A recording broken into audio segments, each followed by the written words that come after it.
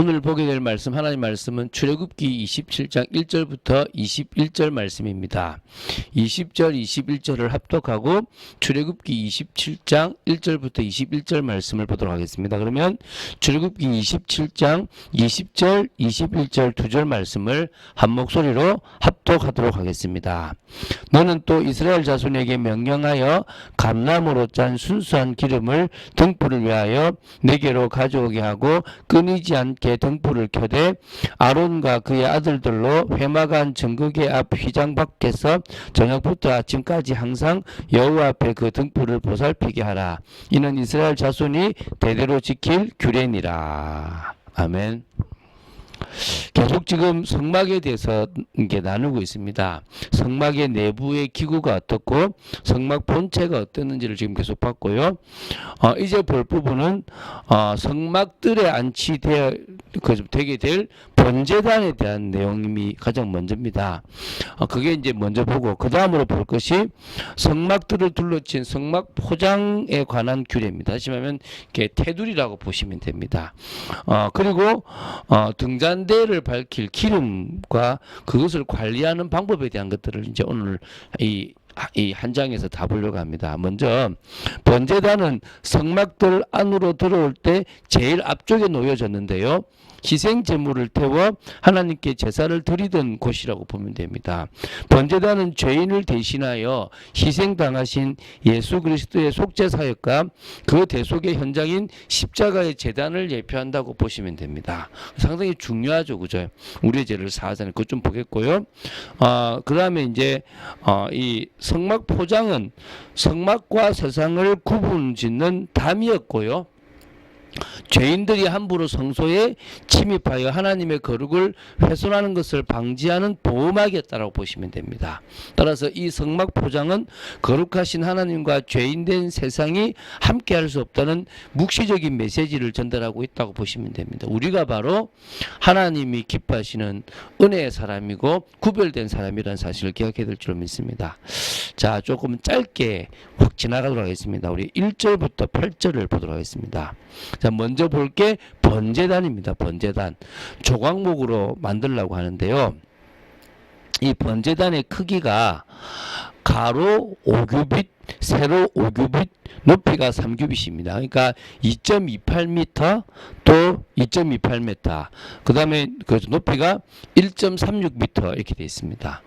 다른 이방신들에 드리는 그 신전의 제사, 그러니까 제단보다는 조금 작다라고 보면 됩니다. 그러나 딱 알맞은 크기로 그곳에서 하나님 앞에 번제를 드리는, 그래서 뭐 소도 드릴 수 있는 2.28m니까 그 미터니까 소도 드릴 수 있는 거라고 보시면 됩니다. 그리고 번제단의 네 모서리에는 4개의 뿔이 달려 있습니다. 이 뿔은 여러 가지 용도로 쓰였습니다. 희생 제물로 드려진 제물을 단에 붙들어 매는데도 쓰이기도 했습니다. 이게 움직이지 않도록 딱 이렇게 매기도 했고요. 희생 제물의 피를 거기다가 바르는데 그래야 죄사함을 받을 수 있고요. 또 번제단의 뿔을 범죄자가 잡으면 죽음을 면할 수도 있는 그런 역할. 왜 내가 이제 죄인이고 나는 이 피로 깨끗해졌습니다라고 하니까 죄사함을 받을 수 있습니다. 이러한 사실은 영적인 측면에서 우리에게 놀라운 진리를 가르쳐 줍니다. 다시 말하면 번제단의 뿔은 희생 제물을 붙들어 매고 또 그 제물의 피를 바르며 그 뿔을 잡으면 죄를 범해서도 죽음을 면할 수 있었다는 것으로 봤을 때 죄인이 십자가 제단에 매달려 죄인들을 대신해 피를 흘려주신 그리스도를 의지하기만 하면 하나님의 심판으로부터 당하게 될 그 죽음을 면할 수 있다라는 엄청난 영적 진리죠. 한마디로 우리는 뭡니까? 죽지 않아도 되는 겁니다. 그 불을 잡는 것과 더불어 우리는 예수 그리스도를 믿음으로 말미암아 죄사함을 받는 겁니다. 그래서 그 세례 요한의 아버지였던 사가랴가 뭐라고 얘기했냐 그러면 우리를 위하여 구원의 뿔을 그종 다윗의 집에 일으키셨다. 구원의 뿔, 이 제단의 뿔처럼 구원의 뿔을 일으키셨다라고 이렇게 고백합니다. 자, 이제 9절부터 19절까지를 보도록 하겠습니다. 자, 9절부터 19절은 성막들을 만들 때 그 사면으로 세마포 포장을 치게 했습니다. 그러니까 이게 성막의 뜰이다. 요까지는 성막의 뜰이고 요 바깥은 외부다라고 하는 것을 경계를 지었다 이 말입니다. 그래서 세마포 포장은 거룩한 성막과 외부를 구별해 주는 역할을 했습니다. 그래서 거룩한 교회와 이 세상이 섞일 수가 없습니다. 그래서 이거는 본질적으로 다르거든요. 다른 종교는 같이 갈 수 있습니다. 그런데 기독교는 같이 갈 수가 없습니다. 다른 종교를 무시하거나 다른 종교를 배타한다는 개념이 아니라 하나님과 다른 신들은 구별됩니다. 우리도 다른 종교들은 열심히 하면 된다라는 식이니까 하나 될 수 있지만 우리는 믿어야 된다는 부분에서 차이가 난다라고 볼 수 있습니다. 이런 부분에서 거룩한 곳으로 구별된 곳이죠.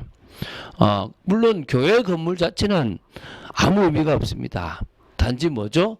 성도가 이미 우리가 하나님의 성전이기 때문에 우리가 세상과 구별됐습니다. 그래서 우리는요, 어떤 의미에서 술에 취하지 않습니다. 세상 것에 취하지 않습니다. 더 끊어나갈 수 있는 축복이 있게 되길 바랍니다.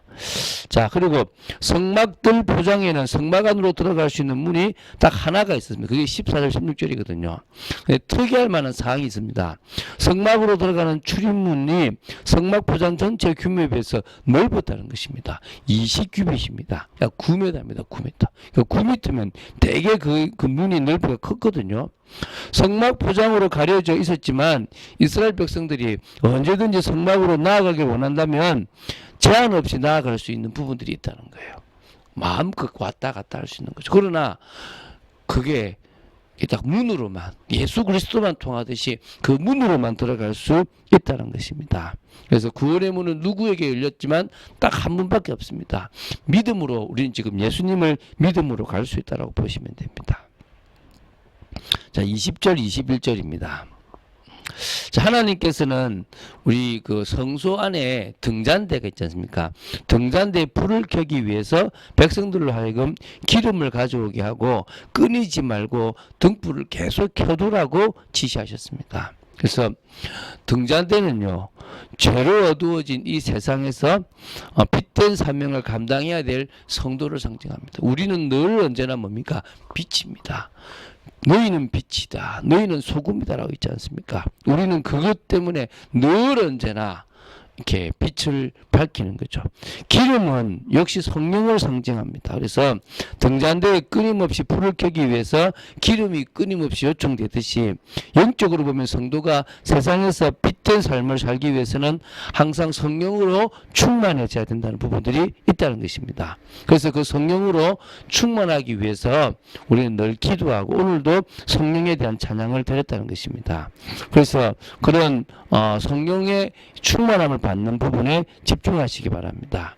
21절을 보면요, 아론과 아들들로 하여금 저녁부터 아침까지 항상 그 등불을 보살피게 하라는 말씀이 나옵니다. 이게 보살피게 하라, 이 말은 점검하게 하라라는 뜻입니다. 그래서 이것은 제사장으로 하여금 성막 안에 등잔대가 항상 빛을 잘 발할 수 있도록 늘 점검하도록 하라는 말씀으로 이해될 수 있습니다. 그래서 제사장들은 오늘날 교회 지도자들을 상징하기도 합니다. 그러나 성도들로 생각해도 됩니다. 그래서 등잔대가 항상 빛을 잘 발할 수 있도록 늘 점검하고 이렇게 뭡니까? 이 성도들이 계속적으로 그 일을 할 수 있도록 이렇게 도와주는 부분들을 감당하는 거죠. 한마디로 정말 이 계속 불을 밝혀 나가는 게 교회입니다.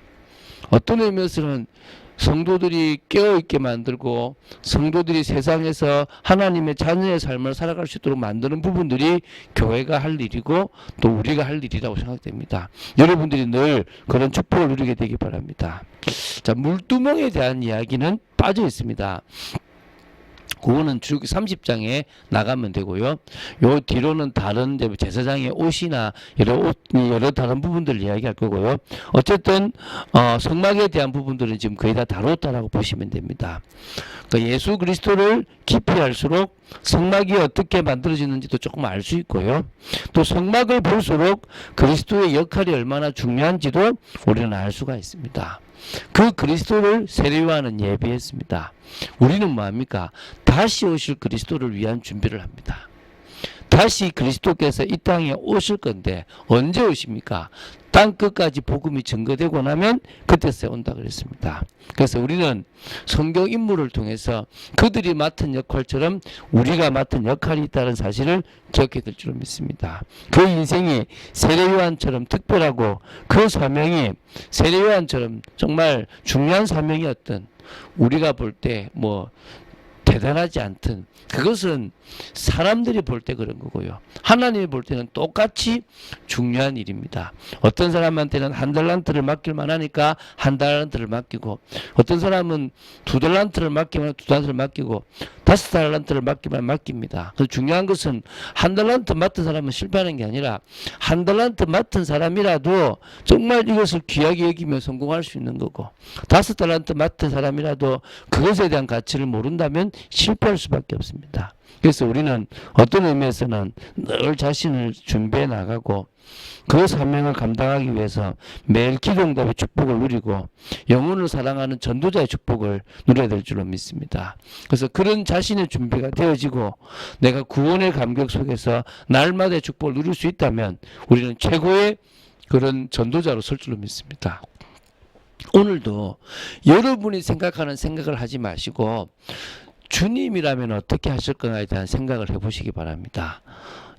주님이 이 더운 여름에 주님이 여러분이 맡고 있는 일을 했다면 어떻게 하실 것인가에 대한 생각들을 해보신다면 많은 답들이 나고 그 속에서 하나님이 하시는 부분들을 보게 될 줄로 믿습니다. 그런 응답을 받는 여러분 되시기를 주 예수 그리스도 이름으로 축원드립니다. 주는 그리스도시요 살아계신 하나님의 아들이심을 고백합니다. 오늘도 중요한 번제단과 울타리를 보며 입구도 보고 늘 등잔대에 등을 정말 밝히라는 그런 말씀도 받습니다. 저희들이 정말 속죄에 대신 예수 그리스도를 증거하는 삶, 또 아버지 하나님 정말 세상과 구별된 교회 성도의 모습을 보이는 삶, 더 나아가서 정말 한 눈으로 돌아가는 축복의 삶을 살아가는 귀한 저희들 되도록 지켜 주시옵소서. 오직 예수 그리스도만이 우리의 길이고 진리고 생명임을 알고 빛을 발하는 저희들의 인생이 되기를 원합니다. 감사드립니다. 그런 복된 인생을 기쁨으로 살아가길 원합니다. 주 예수 그리스도 이름으로 기도드립니다. 아멘.